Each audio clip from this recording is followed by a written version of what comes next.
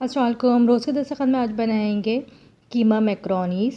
कीमा macaroni बनाने के लिए हमें जिन चीज़ों की ज़रूरत है उसमें शामिल है लेफ़्ट ओवर कीमे से हम बनाएंगे मैक्रोनीस। इसमें जो हरी मिर्चें हैं और साबुत गरम मसाला इसको निकाल लेंगे कीमे में से।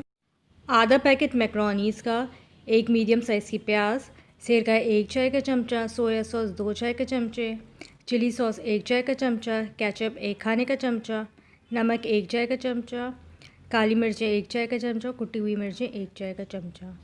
कीमे में से हमने हरी मिर्चें और गरम मसाला निकाल लिया है। सब्जियों में लेंगे गाजर तकरीबन 3 से 4, शिमला मिर्च आधा पाव और हरी प्याज। मैक्रोनीस हमारे तकरीबन बॉईल हो चुके हैं, इसका पानी ड्रेन कर लेंगे। 1 से 2 टीस्पून ऑयल में प्याज को सौते कर लेंगे। प्याज सौते हो गई है, अब इसके अंदर सारी सब्जियां डाल के उसको फ्राई कर लेंगे। कीमा मैक्रोनीज़ में आप अपनी मर्ज़ी से चीज़ें कम और ज़्यादा भी कर सकते हैं अपने टेस्ट के हिसाब से। सब्जियाँ फ्राई करते हुए तेल का ख़्याल रखेंगे। 1 से 2 चाय के चमचे से ज़्यादा ऑयल नहीं डालेंगे क्योंकि कीमा हमारे पास कुक्ड है।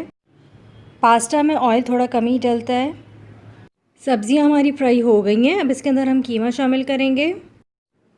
कीमा शामिल करने के बाद अच्छी तरह से मिक्स कर लेंगे।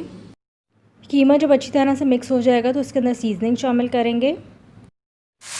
कीमा मिक्स हो गया है तो इसके अंदर सीजनिंग शामिल करेंगे, नमक, काली मिर्चें और कुटी हुई मिर्चें, साथ ही सोया सॉस, चिली सॉस और सिरका भी शामिल कर देंगे।